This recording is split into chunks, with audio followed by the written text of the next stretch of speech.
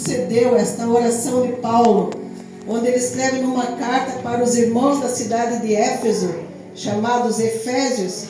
Gostaria de dizer aos irmãos que Éfeso era uma cidade que hoje se chama Turquia, localizada na Ásia Menor. Tinha naquela época de Paulo uns 200 a 250 mil habitantes. Era uma cidade tão grande e tão famosa pela parte educacional e pela parte política que ela exercia em comparação às demais cidades. E também era uma cidade grande e importante no cenário, tanto quanto Alexandria, né, lá no Egito, como também Antioquia de Pisídia, que ficava também na Ásia. Essa carta foi escrita por Paulo quando ele estava preso em Roma. E essa carta foi tão necessária, tanto àqueles irmãos de Éfeso, quanto é necessária para nós nos dias de hoje.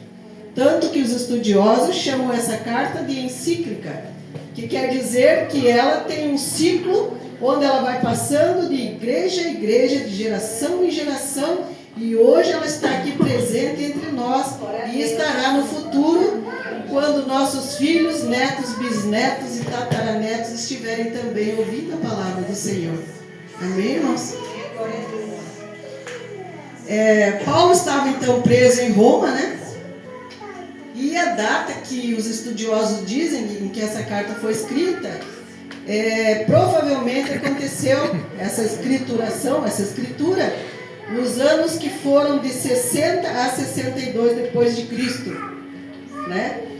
Então, Éfeso era uma cidade muito importante e também ela é interessante no sentido de dizer que muitas das pessoas que habitavam ali não temiam ao Deus do céu que criou tudo que há no céu, na terra e nas águas, nos mares. Eles temiam a outros deuses e uma das deusas mais importantes daquela cidade se chamava Ártemis, que também tinha por nome Diana. E, portanto, lá havia um templo magnífico, maravilhoso, que era considerado no mundo antigo como uma das 7 maravilhas do mundo. O que Paulo tinha que fazer era converter aqueles corações que amavam outro Deus, outra deusa, que não fazia o que está fazendo na nossa vida hoje. Porque, irmãos, eu tenho certeza absoluta que cada coração que está aqui presente tem uma história para contar. Cada um de nós aqui tem um passado para contar. Cada um de nós aqui tem uma dor para contar. Mas cada um de nós tem uma vitória para contar. Cada um de nós tem um milagre para contar, para compartilhar, para fazer com que a fé do outro venha crescer também. Porque aquele mesmo Deus que habitava no coração daqueles irmãos da igreja primitiva é o mesmo Deus que está aqui hoje, querendo que você abra o seu coração e dizer para você que por maior que seja a tua luta, maior e tão grande será a tua vitória. Porque o Deus que nós servimos é o Deus do impossível. E quem disse isso na Bíblia foi o anjo Gabriel, quando ele chegou para Maria e disse: bendita és tu entre as mulheres, porque do teu ventre nascerá o Salvador. E a tua prima Isabel já está com o precursor da vinda do Salvador no ventre dela, já tem 6 meses. Ela é idosa em idade, mas o Deus que manda lhe dizer essa notícia é o Deus que faz o impossível. Glória a Deus, aleluia, Jesus. Nós, seres humanos, estamos aqui porque fazemos o possível. E cabe a nós fazer tudo aquilo que é possível. Mas o Deus que nós servimos é o Deus do impossível. É o Deus que a nossa mente, que o nosso entendimento humano não consegue explicar. E nem precisamos. Porque basta que nós sintamos a presença de Deus para nós vermos as diferenças que vão ocorrendo na nossa vida. Porque aquela pessoa que eu era lá atrás, glória a Deus, por isso eu não sou mais. E tenho certeza que a pessoa que eu serei lá na frente serei muito melhor do que a pessoa que eu estou sendo aqui hoje. Porque a palavra de Deus se renova todos os dias e ela é como um remédio. E quanto mais você vai tomando, mais ela vai limpando o nosso coração. Mais vai abrindo em nosso entendimento. Mais ela vai entrando no nosso coração. Porque a própria palavra diz que a palavra de Deus é como uma faca de 2 gumes. Aliás, como uma espada de 2 gumes. Porque ela penetra até a divisão da alma e do espírito. Glória a Deus, Jesus. Ela penetra até as juntas e as medulas. E ela tem o poder de fazer com que ela tenha discernimento entre aquilo que nós pensamos e aquilo que nós sentimos. Glória. Então essa palavra é mais poderosa do que qualquer espada de 2 gumes.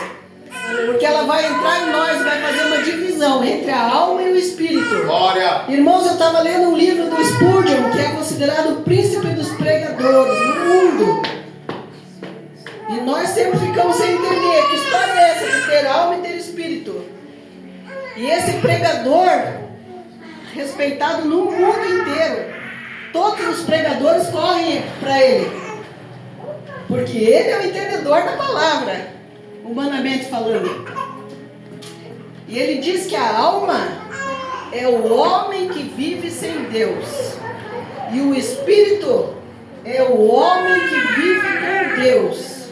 E é por isso que a Bíblia diz que Deus nos deu espírito. E quando nós partimos dessa terra, o nosso espírito volta a Deus que o deu. Porque agora o nosso espírito não é uma alma penada, sem saber que direção, que rumo vai tomar. É um espírito cheio da graça do Senhor que volta para o lar. E é por isso que nós estamos aqui hoje. Glória a Deus, aleluia, Jesus. Irmãos, quem fundou a igreja de Éfeso foi um casal chamado Priscila e Áquila. E esse casal era um casal muito interessante e muito extraordinário no trabalho, na obra do Senhor.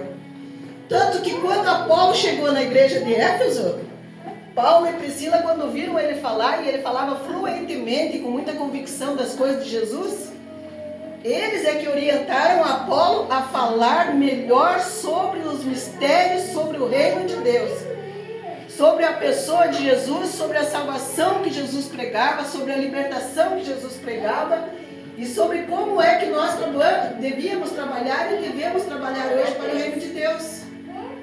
Ficaram ali naquela igreja por um determinado tempo, e depois quem ficou lá pastoreando aquela igreja foi Paulo durante 3 anos.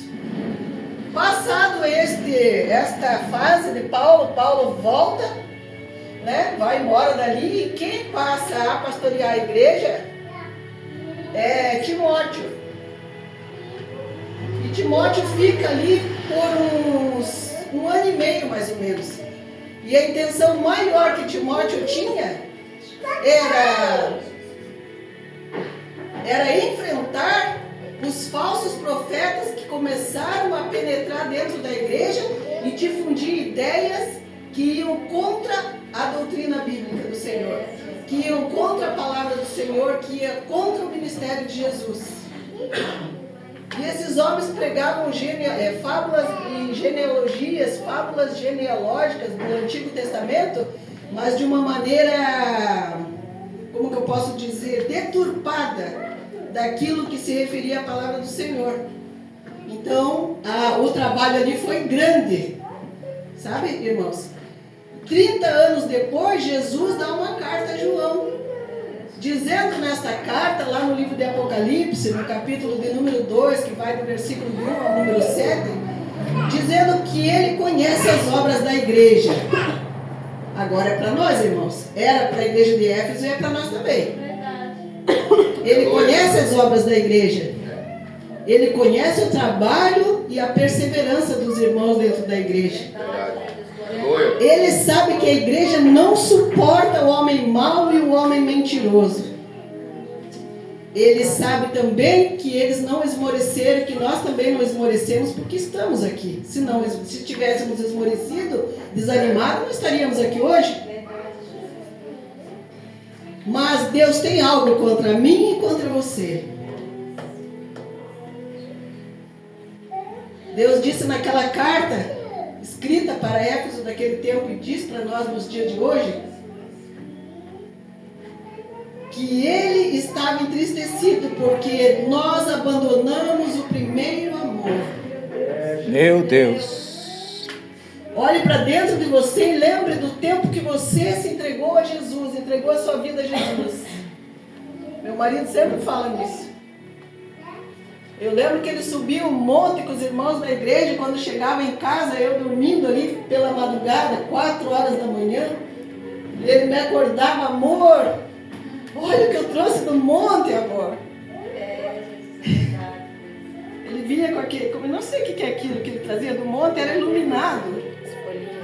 Oi? Folhas secas? Vinha cheio de brilho na mão dele. E os olhos dele cheios de lágrimas. E o coração palpitando. E mesmo que a gente estivesse cansado, a gente não se importava se estava chovendo, se não estava. Para vocês terem uma ideia, o nosso casamento se deu após uma campanha que ele fez no monte. Uma campanha de oração. Porque o mundo inteiro era contra nós. Porque eu tenho 16 anos a mais que ele. Aos olhos do mundo é um absurdo. Uma mulher velha. Porque quando eu conheci ele, eu tinha 38, ele tinha 22. Eu fiz os cálculos, dava para eu ter tido ele com 16 anos de idade. Eu lembro até que nos primeiros dias, nos primeiros encontros, ele falou: quantos anos você tem mesmo? 38. Mas eu era bonitona, né? Agora eu não sou mais. Aos olhos do mundo, era um absurdo. Mas Deus tinha um plano na nossa vida. Para eu ter certeza que nós iríamos ficar juntos, eu fiz as minhas orações, ele fez as dele. Eu lembro que um dia eu falei no meu quarto, era meio-dia, eu acho, sei lá que hora que era aqui. Não tinha chegado a parte da tarde ainda. Eu lembro que eu orei no quartinho e falei: Deus, que mulher, né? Mulher tá querendo sempre saber, né? Se é certo, se não é. Eu falei: Deus, se ele for o homem da minha vida, eu quero que esse telefone toque antes de 2 horas. Eu quero que ele ligue para mim. É um sinal que o Senhor vai me dar. Acho que quando foi 1h30 ele telefonou para mim. E depois ele me contou que ele, naquela época do cartãozinho, lembra? Primeiro era ficha, depois era cartão. Tem alguém aqui no tempo da ficha? Estou sozinha, né? Ele pôs o cartãozinho lá, certo, devia ter poucos créditos, vamos dizer assim. E sabe o que ele me contou? Eu ia ligar para um amigo meu, mas depois me deu na telha e falei: não, vou ligar para a Sônia. E ligou para mim. Quer dizer, Deus estava operando. E numa certa vez também eu sonhei que eu estava num prédio muito alto do lado de fora, me agarrando nas janelas, nas paredes do lado de fora. E quem estava comigo, me segurando, me ajudando e perguntando se eu estava bem, era ele. Noutra vez eu também sonhei que eu estava no meio do mar, as ondas eram muito grandes, ela me engolia e eu voltava para cima, me engolia e eu voltava para cima. E quem estava atrás de mim me ajudando e perguntando se eu estava bem era ele. E ele falava: você está bem, amor? Eu falava: estou bem. Eu sabia que aquilo ali não era para a morte, mas era uma situação horrível que ele me acudia. Esses dias atrás eu contei tudo isso para a irmã dele. Ela falou assim: Sônia, você está enganada. Não é você que precisa dele para te cuidar até o dia da velhice, quando você não puder andar mais. Que meu medo é esse. É você que cuida dele. Olha só. Porque na verdade eu acho que tanto ele precisa de mim quanto eu preciso dele. Deus, vendo isso, colocou nós dois juntos. Não importa que o mundo diga não, porque Deus falou sim. É verdade. E de todos os namorados que eu tive, todos me abandonaram. E ele nunca me abandonou. Glória a Deus. E foi ele que me trouxe para a igreja. E eu só vim para a igreja por curiosidade, para saber se ele realmente era de Deus ou não. Só que Deus tinha um plano na minha vida, ele queria me pegar. Primeiro ele pegou ele, e depois ele falou: agora é você, porque vocês dois vão fazer minha obra. Vocês vão trabalhar para mim, no ministério de Jesus. E cá estamos nós, louvando, adorando, pregando, chorando, clamando, socializando com os irmãos a nossa vida, né? Compartilhando com os irmãos aquilo que Deus já fez na nossa vida. Verdade. E saibam os senhores e as senhoras que nós, enquanto nós servíamos a Deus, nossa vida era um inferno, era um vai e volta sem fim. Que tinha gente que chegava para mim e falava assim, não tem vergonha na cara? Eu falava, eu tenho vergonha, mas eu tenho um amor tão grande por ele. E a gente voltava, e terminava e voltava. Mas o dia que ele decidiu ir para Jesus, Jesus pegou ele primeiro e depois me pegou e a nossa vida foi transformada. Aleluia! Aquele primeiro amor não é mais como hoje. Porque nós estamos acomodados a ficar dentro da igreja achando que isso é tudo. E nós achamos que pregar para crente também está muito bom. Mas não está muito bom. Porque lá fora tem alma gemendo, gritando, chorando, sofrendo. Encontrei 2 rapazes essa semana imundos, mal cheirosos. Orei por eles, falei de Jesus, mas é pouco, não é nada você chegar na calçada e falar com uma pessoa naquele estado. Os 2 estavam drogados quando eu falei com eles. Depois eu saí dali com o meu carro, fiquei pensando, certo era eu colocar ele dentro do meu carro, levar lá na minha casa, colocar dentro do meu banheiro, como eu fazia quando eu era mocinha, eu morava lá no Rio de Janeiro. Eu pegava o mendigo do meio da rua, levava lá para minha casa, falava, ó mãe, trouxe esse menino aí para dar um banho nele, para dar uma roupa, para dar uma comida. Tinha um que já queria morar lá em casa. Eu falei, não posso, eu não sou dona da casa, tem que falar com meu pai. Mas veja, irmãos, quando a gente não é crente, parece que a gente é melhor do que quando a gente é crente. Eita Deus! Eu ouvi isso esses dias de um determinado pastor. Deus, é assim mesmo, desse jeito. Tem crente que quando não, tem pessoa que quando não é crente parece que é mais solidário, mais caridoso, mais amoroso. Jeová. Aleluia. E os crentes parece que são mais preconceituosos, mais mesquinhos, mais hostis. É assim mesmo. Só que deveria ser o contrário. Porque se essa palavra é como uma espada de 2 gumes, que entra na divisão da nossa alma e do nosso espírito, que é eficaz para discernir aquilo que nós sentimos e pensamos, e mudar a nossa vida, a nossa trajetória, o nosso caminhar, nós teríamos que ser hoje as melhores pessoas do mundo. É verdade, Jesus. E quando nós passássemos na rua, no trabalho, em casa, no trânsito, as pessoas tinham que olhar para lá e dizer, aquela lá tem a luz de Cristo. Eita Deus! Aquela mulher fala com brandura. Aquela mulher sorri com ternura. Aquela mulher me tratou com uma delicadeza tão grande que eu fiquei pasmo. Mas aquela é do Satanás, porque aquela é bruta, estúpida, cavalona. Cheguei lá na repartição pública, me tratou tão mal. Ei, mas eu vi aquela mulher na igreja. Meu Deus. Não pode. Eu estou falando mentira, irmãos? Verdade, é bem assim. Não estou falando mentira. Estou falando a verdade. Jesus falou que nós somos luz do mundo. Vocês são luz, ele falou, vocês são luz. Por quê? Porque eu estou em vocês e vocês estão em mim. Aleluia, Jesus. Se eu estou em vocês e vocês em mim, nós somos aqui, ó, andamos no mesmo palio. Vocês andam debaixo das minhas asas, vocês estão de mão dada comigo, segurando no meu manto. Tudo que eu falei para vocês está dentro do coração de vocês. E como é que pode? Agora você se comporta como uma pessoa que é filha do mal, como Judas lá. Porque o Judas, quando ele estava sentado na mesa, Jesus falou, alguém aqui vai me trair. Os apóstolos ficaram olhando para o outro. João fez um sinal para Judas, para Pedro. Não, perdão. Pedro fez um sinal para João, que João era o queridinho de Jesus, né? Estava encostado no... Estou até vendo a cena. Na mesa. João falou. Pergunta aí. João falou, serei eu, Senhor? Ele falou, não, é aquele que eu der o pão. Molhar e colocar na sua boca. Foi ou não foi, irmãos? Os que conhecem a palavra. Glória a Deus, aleluia. A Bíblia diz que Jesus olhou para ele e falou, vai fazer depressa o que você tem que fazer. Porque Jesus já sabia, porque a palavra penetra, a palavra é Jesus. Aleluia. A palavra é o verbo divino. Tem crente que quer a bênção de Jesus, mas não quer Jesus. E querer Jesus é se debruçar sobre este testamento e fazer o que Davi falou. Não retire a tua palavra de mim.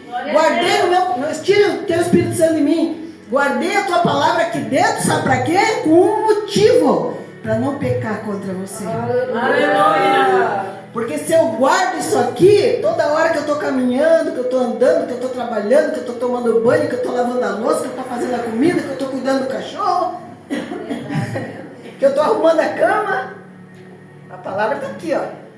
Eu estava lá em Blumenau, fui com a GPS, só vou com o GPS por causa da minha filha, porque é longe, fica lá na Central Velha, eu acho que é o nome disso, o bairro. E aí eu coloco no GPS, bem quando eu paro ali na entrada da cidade, perto da... Não sei se vocês conhecem. Blumenau? Bom, não importa, pule essa ideia, vamos para a próxima. Eu estava indo e tal, com o meu GPS bonitinho, só que daí era a hora do rush, né, a hora do trânsito. Carro, e eu andando ali a 5, 10, parava, 5, 10, falei, meu Deus, claro que eu vou chegar lá. Eu tenho que chegar logo, porque eu tenho que cuidar da minha neta, minha filha vai para o curso dela e meu genro vai para o curso dele, então eu tenho que estar lá. Só que daí o GPS mandava que eu seguisse uma outra estrada, se eu quisesse cortar o trânsito. Eu falava comigo, meu Deus, é ruim que eu vou, hein? Não vou, porque daí vai lá para aquela rua tal, vai passar lá pela zona rural, eu tenho medo, já vai anoitecer, cheio de pensamentos. Não vou. Daí foi, daqui a pouco o GPS de novo, vira à esquerda. Não, aqui, vira à direita. Falei, ó, vou por essa onda aí do GPS. Fui. Meu Deus, de repente me vi na BR-407. Caminhão, carro, a noite caindo, eu com medo. O GPS falava, vai daqui a 200 metros, vira à esquerda. Quando chegava a 200 metros, aquela entradinha que eu podia entrar à esquerda, estava cheia de cone laranjado lá, porque estava em obra. Daí eu ia, retorno, não sei quanto, fazia o retorno. Voltava, olha, fiz andando ali um tempo. Aí caí no pranto. Ai, meu Deus, pelo amor de Deus, não posso me perder aqui. Meu Deus, me ajude, meu Deus. Chorava. Ai, eu não tenho vergonha de falar, irmãos, porque eu sou assim mesmo. E chorava, clamava para Deus. Olha, Deus me ouviu. O GPS parou de falar vira à esquerda. O GPS me levou certinho para eu fiquei pensando, né? Como Deus é maravilhoso, né? Como o Espírito Santo de Deus cuida da gente, né, irmãos? Verdade. Aleluia. Irmãos, Paulo orou pela igreja de Éfeso porque estava se debandando para o outro lado. E Paulo disse, por esta causa eu me coloco de joelhos. Qual era a causa de Paulo, irmãos? Em primeiro lugar, a concessão do Espírito Santo sobre a nossa vida. O Espírito Santo revela a palavra de Cristo e a palavra de Cristo nos revela sabedoria. O que é uma mulher sábia? A Bíblia diz que a mulher sábia edifica o lar e a tola a destrói, a derriba ou a derruba com as suas próprias mãos. Porque a mulher sábia sabe quando fala. A mulher tola explode toda hora. Às vezes eu sou tola, não vou dizer que eu sou sábia, mas eu sei que eu estou errada. E eu penso que algumas de vocês também devem estar pensando a mesma coisa que eu. Só que nós estamos aqui para que na semana que vem a gente seja uma mulher melhor. Porque hoje nós estamos ouvindo a palavra de Deus, que Deus diz que a mulher sábia edifica o seu lar. Né? Para que mais que Paulo... Que causa era essa mais que Paulo tinha quando orava pelos Efésios? Para que os nossos olhos fossem... para que os olhos dos nossos corações fossem iluminados. Ou seja, para que nós tivéssemos sensibilidade. Não é aquele crente emocionado que faz aquela barulheira toda, que faz aqueles gritos todos, que às vezes nem está sentindo nada. É aquele crente piedoso, amoroso, que eu estava falando aqui agora, aquela pessoa que tem a luz de Cristo, que tem consciência. Porque uma coisa que a palavra faz, irmãos, quando essa espada de dois gumes entra em nós, quando nós estamos com dor na alma, ela nos acolhe, né? Nos regozija, nos alegra. É como se fosse um abraço de Cristo. Mas quando nós estamos errados, ela torce passe lá dentro para que a gente olhe e diga, nisso eu estou errada. Nisso eu tenho que melhorar. Isso que eu falei era mentira. Isso que eu fiz não agradou o Espírito Santo de Deus. Ela tem o poder de nos regenerar, de fazer um rebuliço dentro de nós e fazer de nós novas criaturas. Filhos de Deus, filhas de Deus.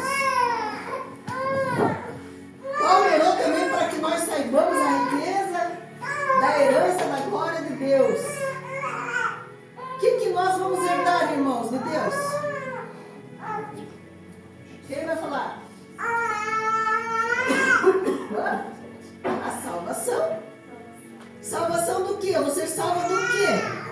Vocês têm que pensar nisso. Nós temos que pensar nisso. Tá, você salva, mas eu nem estou preso? Ou eu estou preso? Hã? O irmão falou ali que eu prego como se estivesse dando aula, mas acho que não tem como ser diferente. Né? Irmãos, nós buscamos a Cristo para nós sermos salvos das garras do maligno e não sermos jogados na fogueira ardente do inferno. Esse é o poder dessa palavra. Se nós não acreditarmos nisso, nós estamos enganando a nós mesmos aqui na igreja. É verdade. Porque a palavra nos diz que ela é como se fosse um espelho de nós mesmos. Quando nós olhamos a palavra, nós vemos ali o nosso defeito. Qual que é o defeito que nós temos? Mesquinharia, soberba, ganância, ciúmes, ódio, rancor, mágoa, tristeza, depressão, desesperança. Não é? Tem crente que gosta de tumultuar, de perturbar. Não é? Para nós herdarmos o reino do céu, nós precisamos nos converter em Cristo. É verdade, Jesus. Nos converter dos nossos maus caminhos. Por isso a primeira pregação do precursor de Jesus era: arrependei-vos, porque é chegado o reino de Deus.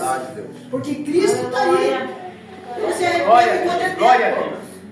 Não é verdade? Aleluia. O que mais que Paulo falou? Falou que é para nós, assim, ele falou que nós estávamos mortos.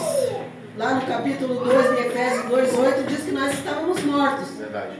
Quando nós estávamos nos nossos pecados e delitos, estávamos mortos. Se você for fazer uma retrospectiva da sua vida, antes de ser cristão, quantos e quantos e quantos pecados você cometeu horrorosos? Hã?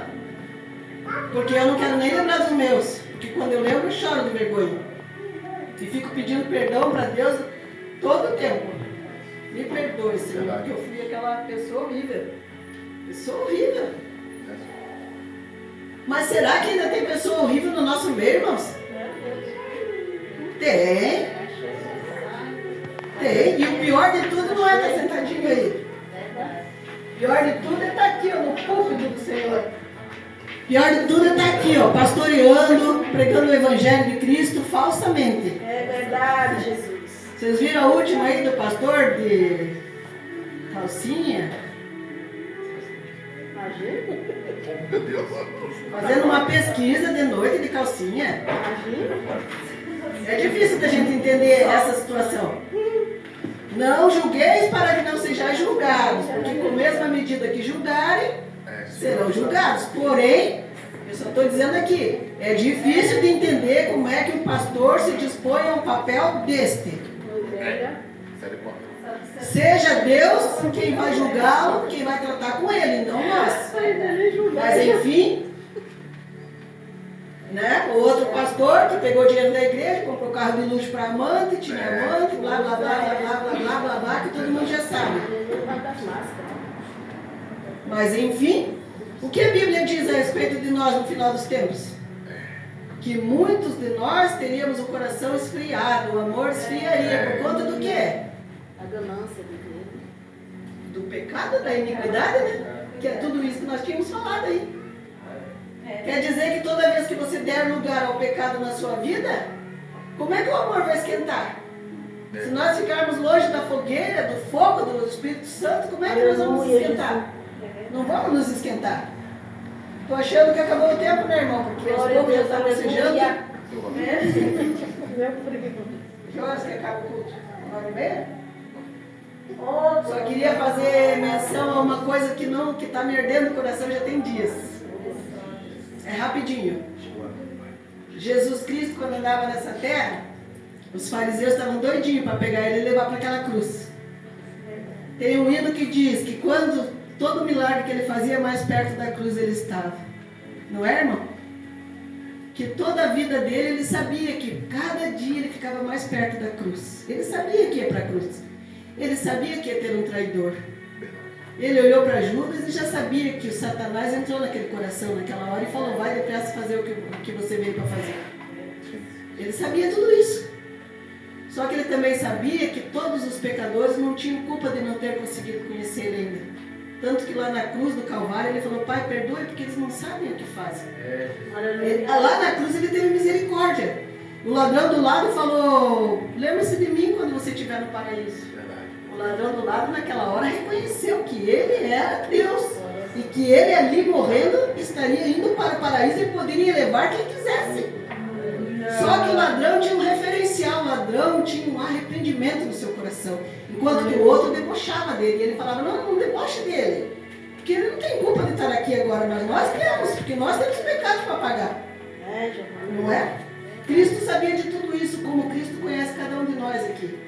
Conhece os pensamentos e os sentimentos e a intenção pelo qual pensamos tais e tais coisas.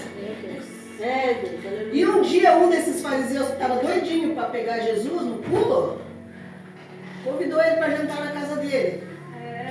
Olha só, rapidinho. Convidou ele para jantar. Diz que naquela época, quando fazia-se um jantar solene, as pessoas podiam ficar lá fora olhando, observando. Certo? Era uma luxúria só, né? É igual a festa de rico, quando o pobre passa pelo portão e fica olhando aquele piscinão, aquelas bexigas, o povo com a champanhe na mão, vestido brilhando, sapato brilhando. Meu Deus do céu, já pensou se tivesse ali, hein? Ficou tudo legal? É ou não é, irmãos? Verdade, é bem assim mesmo. É bem assim mesmo. A mulher que veio da cidade, que a Bíblia chama de pecadora, foi com tudo dentro daquela casa e não bateu nem no portão, nem na campainha, nem mandou o mordomo avisar. Rompeu a barreira do preconceito, rompeu a barreira do fato de que mulher não chegava perto de homem, prostituta não tocava em ninguém, nem deveria ser tocada porque ela era considerada impura, vivia à margem da sociedade. Aquela prostituta foi com tudo dentro daquela casa, porque ela tinha um objetivo. Hoje meus pecados serão perdoados. Hoje eu tenho um encontro com Jesus. Hoje eu vou ter a minha vida renovada. Hoje eu choro nos pés da cruz. Hoje eu levo meu sacrifício, meu perfume, meu bálsamo nesse vaso de alabastro que é caríssimo. Custou muito para eu comprar isso aqui, mas eu vou passar nos pés dele. Não importa que alguém me empurre, não importa que alguém me segure, eu corro e consigo chegar perto dele. E essa mulher pecadora, essa prostituta, diz a Bíblia que ela já entrou se jogando, se ajoelhando aos pés de Jesus. E quando ela pegou os pés de Jesus, ela começou a chorar. As lágrimas caíam e a Bíblia diz que os seus cabelos enxugavam as suas lágrimas. E o fariseu, olhando para Jesus, falou: se ele fosse um profeta, se ele fosse, coisa que nem deve ser, ele saberia quem é que está tocando ele. E ele recusaria, porque nós judeus não deixamos prostituta tocar em nós, porque elas são impuras e nós somos puros. Isso é soberba, preconceito.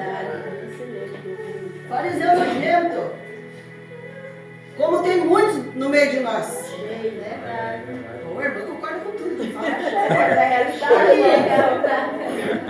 O fariseu, quando pensou aquilo, Jesus, que conhece os nossos pensamentos e a intenção de nossos pensamentos, já olhou para Simão, que era o nome dele, e falou: Simão, tenho algo a lhe dizer. Simão falou: pode dizer, irmão, pode dizer, Jesus. O senhor é convidado, o senhor pode ficar à vontade e fale. Ele falou: Simão, havia um credor que tinha duas pessoas que lhe deviam, uma devia 500 denários e a outra devia 50 denários. Só que essas duas pessoas, esses dois homens aí que prestaram dinheiro do credor, não tinham como pagar. E ele, o credor, perdoou os dois. Perdoou ambos. Ele pergunta a Simão, Jesus falando para Simão, eu lhe pergunto, qual deles amará mais o credor? Aquele que devia 500 ou aquele que devia 50 e foi perdoado? Simão falou, ó, creio eu que é aquele que devia 500, porque devia mais, foi perdoado, com certeza amou mais esse credor, né? Não é? Jesus falou, disseste muito bem, Simão, analisou bem a situação. Só que Jesus estava contando uma parábola para chegar a um ponto final, para ensinar algo ao fariseu. Daí olhou para a mulher e disse, esta mulher quando entrou aqui, ela lavou os... Eu quando cheguei na tua casa, Simão, você não me ofereceu água para lavar os pés.